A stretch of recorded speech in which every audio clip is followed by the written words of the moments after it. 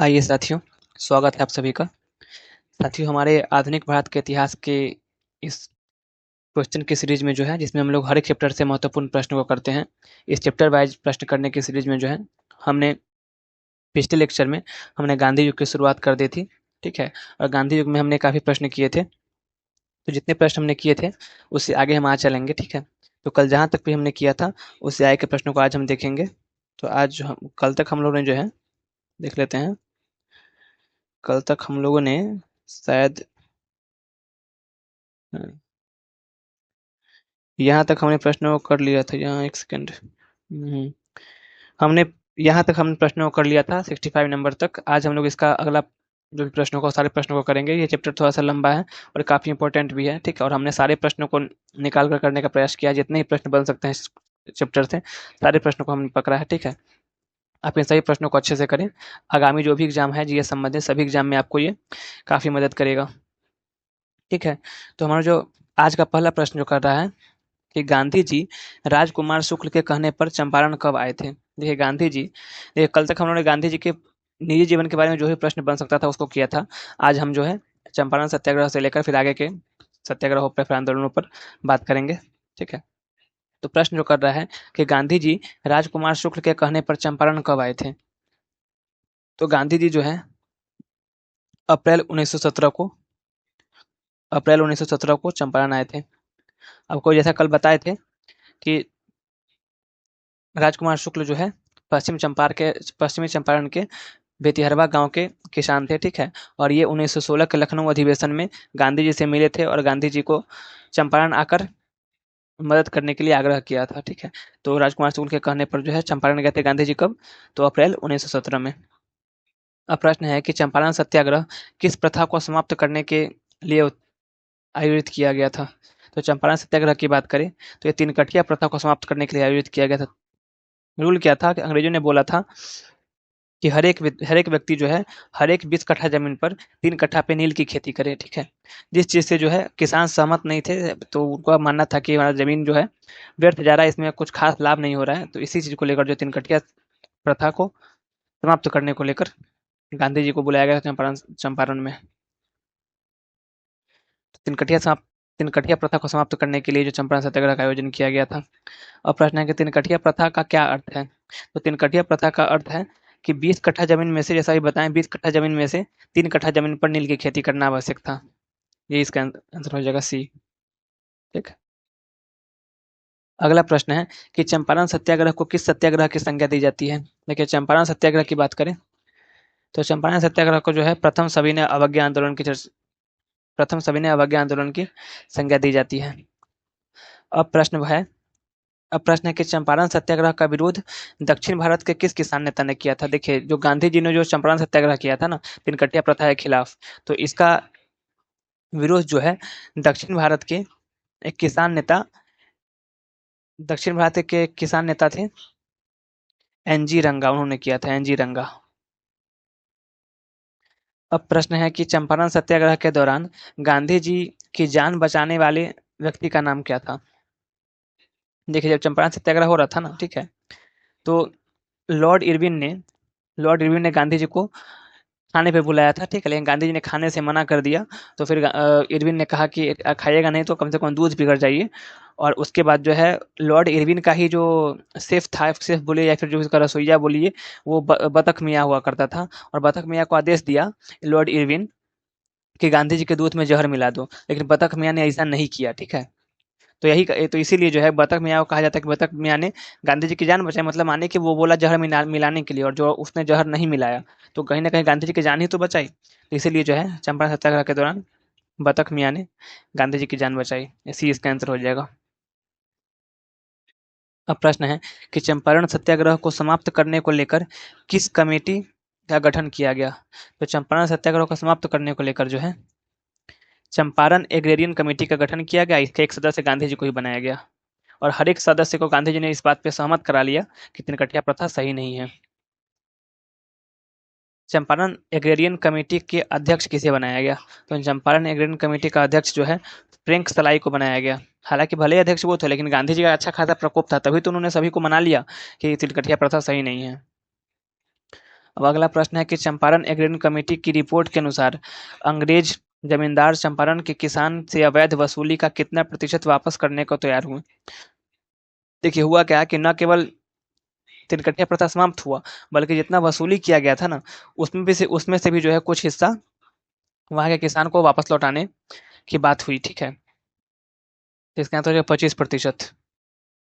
ठीक, 25% वापस करने को तैयार हुआ था। चंपारण सत्याग्रह की सफलता पर रविंद्रनाथ टैगोर ने गांधी जी को कौन सा उपाधि दिया था। जैसा हम इसकी बात चर्चा हमने कल भी किया था कि जब चंपारण सत्याग्रह सफल हुआ ना, तो इसको लेकर जो है रविंद्रनाथ टैगोर ने गांधी जी को महात्मा की उपाधि दी। अब प्रश्न है कि 19वीं सदी के प्रारंभ में कृत्रिम नील की खोज किस देश में हो गया था। देखिए 19वीं सदी में जो है ना, 19वीं सदी के प्रारंभ में जो है जर्मनी में कृत्रिम नील का खोज हो गया था। यही कारण था कि नील की खेती करना लाभदायक साबित नहीं हो पा रहा था, क्योंकि नील की खेती में समय लगता था और उसके बाद सही दाम से बिकता नहीं था। तो यही, और उस समय जर्मनी में इसका खोज हो चुका था, कृत्रिम नील का, सॉरी। अहमदाबाद, अब देखिए अहमदाबाद मिल मजदूर हड़ताल। तो अहमदाबाद मिल मजदूर हड़ताल किस वर्ष हुई है। तो अहमदाबाद मिल मजदूर हड़ताल जो है 1918 में हुआ था, 1918 में। अब प्रश्न है कि अहमदाबाद मिल मजदूर हड़ताल को किस हड़ताल की संज्ञा दी जाती है। तो अहमदाबाद मिल मजदूर हड़ताल को जो प्रथम भूख हड़ताल, देखिए सबसे पहली बार जो है गांधी जी अहमदाबाद मिल मजदूर हड़ताल में ही भूख हड़ताल पर बैठे थे। और महात्मा गांधी को भूख हड़ताल की प्रेरणा जो है रस्किन से मिलती है, रस्किन से। अब बात करेगा भूख हड़ताल की प्रेरणा।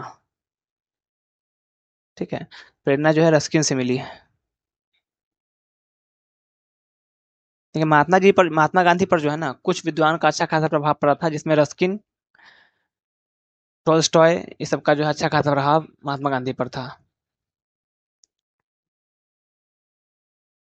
प्रश्न है कि महात्मा गांधी को भूख हड़ताल की प्रेरणा किससे मिलती है। देखिए ही गया।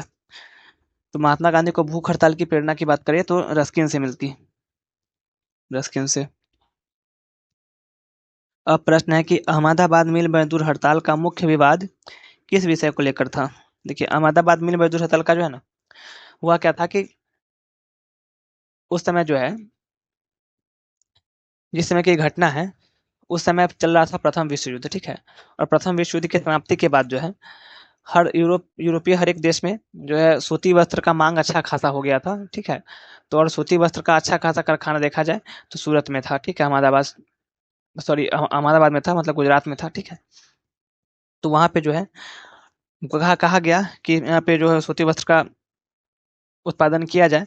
लेकिन हुआ क्या कि उसी समय जो है अहमदाबाद में प्लेग प्लेग नाम की जो है वायरस फैल गया। ठीक है, तो हर एक जो कर्मचारी थे, जो काम करने वाले थे, वो काम छोड़कर जा रहे थे। तो उस समय कहा गया कि आप काम कीजिएगा तो आपको बोनस दिया जाएगा, बोनस मतलब एक्स्ट्रा पैसा दिया जाएगा, और उसको नाम दिया गया प्लेग बोनस। तो इस प्लेग बोनस को लेकर के कारण जो है सभी लोगों ने काम किया। ठीक है, और एक्स्ट्रा काम किया और अच्छा खासा उत्पादन भी किया सूती वस्त्र का। लेकिन बाद में जो है, जब बाद में चल के जब प्लेग समाप्त हो गया, प्लेग का प्रकोप समाप्त हो गया, तो उसके बाद जो है प्लेग बोनस मिलना बंद हो गया। लेकिन हुआ क्या था कि प्रथम विश्व युद्ध के कारण उस समय महंगाई अच्छी खासी बढ़ गई थी। तो महंगाई बढ़ जाने के कारण जो है जितना पहले उन लोग का सैलरी था या फिर जितना वेतन मिलता था, उससे उन लोगों का परिवार या फिर उससे उन लोग का घर नहीं चल पा रहा था। वो लोग, तो उन लोग का मांग था कि जो प्लेग बोनस जो मिल रहा था उसको कंटिन्यू रखने के लिए, प्लेग बोनस को खत्म नहीं करने के लिए। और यही कारण था। लेकिन जो औद्योगिक जो मालिक थे वो लोग बोलते थे कि नहीं, प्लेग बोनस को समाप्त कर देंगे। तो इसी चीज को लेकर जो है अहमदाबाद में मजदूर हड़ताल हुआ था, जिसके लिए मजदूरों ने गांधी जी को बुलाया था कि आप हमारी तरफ से इस बात को रखिए। ठीक है, इसका आंसर हो जाएगा प्लेग बोनस। प्लेग बोनस को लेकर ही जो है अहमदाबाद मिल मजदूर हड़ताल हुआ था। अब प्रश्न है कि अहमदाबाद मिल मजदूर हड़ताल के दौरान गांधी जी के सहयोगी के तौर पर किसने काम किया था। तो गांधी जी के सहयोगी के तौर पर बात करें तो अनुसुईया बेन ने काम किया था, अनुसुईया बेन। अब है कि अहमदाबाद मिल मजदूर हड़ताल के बाद मजदूरों को कितने प्रतिशत तक बोनस, प्लेग बोनस मिला। ठीक है, देखिए उनका मांग तो था कि जितना मिल रहा था मिलता रहने दीजिए, लेकिन ऐसा हुआ नहीं। आखिर में जाकर जो है उन लोग को 35% प्लेग बोनस मिलने की बात कही गई। अब प्रश्न है कि खेरा आंदोलन किस वर्ष हुआ था। देखिए खेरा आंदोलन जो है 1918 में हुआ था। खेरा आंदोलन भी 1918 में ही हुआ था। अब प्रश्न है कि खेरा सत्याग्रह को किस आंदोलन के नाम की संज्ञा दी जाती है। तो खेरा सत्याग्रह को जो है, खेरा सत्याग्रह को प्रथम असहयोग आंदोलन की संज्ञा दी जाती है, प्रथम असहयोग आंदोलन की। अब प्रश्न कर रहा है कि खेरा सत्याग्रह का मुख्य मुद्दा क्या था। तो खेरा सत्याग्रह का मुख्य मुद्दा जो है, खेरा सत्याग्रह का मुख्य मुद्दा फसल बर्बादी होने के बावजूद जबरन लगान वसूली। देखिए क्या होता था कि उस समय जब अगर फसल बर्बाद भी हो जाता था ना, फिर भी जो है जबरन उनसे वसूली की जाती थी, लगान की वसूली की जाती थी। इसी चीज को लेकर जो है खेरा के लोगों ने गांधी जी का आह्वान किया और गांधी जी आकर खेरा सत्याग्रह किए। और गांधी जी ने आकर ये कहा कि जो लोग लगान देने के लायक हैं वो लगान दें, और जो लोग लगान देने के लायक नहीं है वो लगान न दें। अब प्रश्न है कि खेरा सत्याग्रह के दौरान किस संगठन ने महत्वपूर्ण भूमिका निभाई थी। तो खेरा सत्याग्रह के दौरान जो है गुजरात सभा ने महत्वपूर्ण भूमिका निभाई, गुजरात सभा ने। अब है कि खेरा सत्याग्रह के समय गुजरात सभा के अध्यक्ष कौन थे। तो खेरा सत्याग्रह के समय गुजरात सभा के अध्यक्ष महात्मा गांधी ही थे। प्रश्न कर रहा है कि खेरा सत्याग्रह के दौरान, खेरा सत्याग्रह के दौरान गांधी जी से कौन से नेता मिले और उनके अनुयायी हो गए। ठीक है, अनुयायी हो गई। तो इसका आंसर जो हो जाएगा सरदार वल्लभ भाई पटेल और इंदुलाल। देखिए स्टार्टिंग से बताते हैं। तो एमजी राणा डे के जो शिष्य थे गोपाल कृष्ण गोखले थे। गोपाल कृष्ण गोखले के शिष्य महात्मा गांधी थे, और महात्मा गांधी के शिष्य जो है सरदार वल्लभ भाई पटेल और इंदुलाल। अब जो है कि रोलेट एक्ट कानून कब लागू हुआ था। देखिए रोलेट एक्ट कानून की बात करें तो रोलेट एक्ट कानून जो है 19 मार्च 1919 को लागू हुआ था। 19 मार्च 1919 को लागू हुआ था। अब है कि किस कानून को मोतीलाल नेहरू ने बिना अपील, बिना दलील या फिर बिना वकील का कानून कहा है। तो रोलेट एक्ट को ही कहा है। देखिए रोलेट एक्ट में क्या था ना कि किसी भी व्यक्ति को, जो उस समय के प्रशासनिक अधिकारी थे, वो किसी भी व्यक्ति को जब चाहे तब वो बिना किसी अपील के, मतलब किसी व्यक्ति को उठा के वो जेल में डाल सकते थे, और उसके खिलाफ जो है वो नहीं अपील कर सकता था, नहीं वकील रख सकता था, और नहीं दलील कर सकता था। यही कारण था कि मोतीलाल नेहरू ने जो है जो रोलेट एक्ट कानून को बिना अपील, बिना दलील और बिना वकील का कानून बताया। अगला प्रश्न देखेंगे। अगला प्रश्न है कि महात्मा गांधी ने किस कानून को काला कानून की संज्ञा दी। यही रोलेट एक्ट कानून को ही जो है। अब प्रश्न है कि रोलेट एक्ट के तहत दोषी पाए जाने पर कम से कम कितने वर्ष की सजा सुनाई जाती है। ठीक, इनका था 2 वर्ष। रोलेट एक्ट के तहत जो है दोषी पाए जाने पर कम से कम 2 वर्ष की सजा सुनाई जाती थी।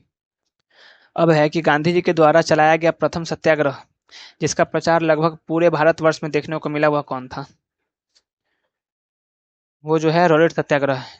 इसी रोलेट एक्ट के खिलाफ जो है, रोलेट एक्ट के विरोध में गांधी जी ने एक सत्याग्रह चलाया, जिसका जो प्रसार है लगभग लगभग पूरे देश में देखने को मिला, और इसी को रोलेट सत्याग्रह का नाम दिया गया। अब प्रश्न है कि रोलेट सत्याग्रह के तत्वाधान में महात्मा गांधी ने देशव्यापी हड़ताल कब बुलाई थी। तो रोलेट सत्याग्रह के तत्वाधान में जो है गांधी जी ने देशव्यापी हड़ताल 6 अप्रैल 1919 को बुलाई थी। 6 अप्रैल 1919 को। देखिए उसी रोलेट एक्ट के जब लागू हुआ था उसी समय जलियांवाला बाग हत्याकांड भी हुआ था। जलियांवाला बाग हत्याकांड काफी कुख्यात है। ठीक है, जब जनरल ओ डायर के कहने पर निहत्थे आदमियों पर जो गोलियों की बरसात कर दी गई थी। ठीक है, और ये हुई कब थी। तो 13 अप्रैल 1919 को, 13 अप्रैल 1919 को हुई थी। अब है कि जलियांवाला बाग हत्याकांड से पहले पंजाब के किन 2 प्रमुख नेताओं को गिरफ्तार कर लिया गया था। देखिए जलियांवाला बाग हत्याकांड से पहले जो है ना डॉक्टर सतपाल और सैफुद्दीन किचलू को गिरफ्तार कर लिया गया था। ठीक है, ये प्रमुख पंजाब की तरफ से नेतृत्व कर रहे थे रोलेट सत्याग्रह का। ठीक है, और जब इनको गिरफ्तार कर लिया जाता है ना, तो इन्हीं गिरफ्तारी के खिलाफ एक तरफ समझिए तो एक तरह से आंदोलन कहे या फिर एक ही कहे कि उस पर बात विचार करने के लिए जलियांवाला बाग में जो है एक सम्मेलन बुलाया जाता है, ठीक है, और उसी सम्मेलन में जो है ये जलियांवाला बाग हत्याकांड की घटना हो जाती। अब प्रश्न है कि जलियांवाला बाग में आम जनसभा की आयोजन की खबर पंजाब के किस लेफ्टिनेंट गवर्नर जनरल को लगी थी। देखिए, जब सैफुद्दीन किचलू और इसको गिरफ्तार कर लिया जाता है ना, तो उसके बाद जो है एक आम जनसभा का आयोजन किया जाता है। जैसे हम बताएं कि जलियांवाला बाग एक जगह का नाम है, उस जगह पे एक सभा का आयोजन किया जाता है, ठीक है। और इस आयोजन की खबर जो है, इस आयोजन की खबर जनरल ओ डायर को लगती है, जनरल ओ डायर को, ठीक है। और यहीं से वो आदेश देते हैं आर डायर को, और आर डायर जाके गोलियों की बरसात कर देते हैं। अब देखिए, जलियांवाला बाग हत्याकांड को जानबूझकर की गई हत्याकांड की संज्ञा किसने दी है। तो जानबूझकर की गई हत्याकांड का संज्ञा जो है दीनबंधु सीएफ एंड्रयूस ने दी है, सीएफ एंड्रयूस। अब प्रश्न कर रहा है, अब प्रश्न है कि जलियांवाला बाग हत्याकांड के विरोध में किसने सर और नाइटहुड की उपाधि लौटा दी थी। तो सरहुड और नाइटहुड की उपाधि जो है रविंद्रनाथ टैगोर ने अब लौटा दी थी, और कहा था कि अब समय आ गया है, अब समय आ गया है कि सम्मान के तमगे को हटाकर देश के लिए, देश के स्वतंत्रता में भाग लिया जाए। प्रश्न है कि जलियांवाला बाग हत्याकांड के विरोध में किसने वायसराय की कार्यकारिणी परिषद से त्यागपत्र दे दिया था जमुनालाल बजाज ने। अब प्रश्न है कि किस समाचार पत्र ने जनरल ओ डायर के लिए 26,000 पाउंड की इनामी राशि एकत्रित करवाई थी, ठीक है। तो ये जो है मॉर्निंग पोस्ट, ये मॉर्निंग पोस्ट नामक एक ब्रिटिश अखबार था, उसी में जो है जनरल ओ डायर के लिए 26,000 पाउंड की इनामी राशि एकत्रित करवाई गई थी। जलियांवाला बाग हत्याकांड की जांच को लेकर अक्टूबर 1919 में किसकी अध्यक्षता में हंटर कमीशन आयोग का गठन किया गया। तो हंटर कमीशन आयोग का गठन जो है डब्ल्यू हंटर के नेतृत्व में किया गया, डब्ल्यू हंटर के नेतृत्व में। प्रश्न है कि हंटर कमीशन आयोग में कुल कितने सदस्य थे।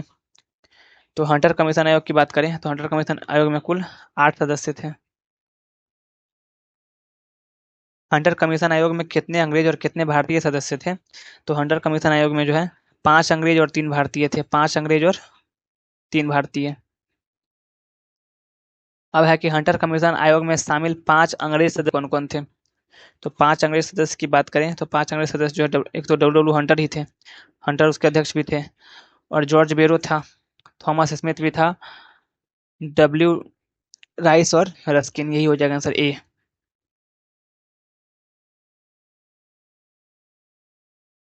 अगला प्रश्न है कि हंटर कमीशन आयोग में सम्मिलित 3 भारतीय सदस्य कौन कौन थे। तो 3 भारतीय सदस्य जो थे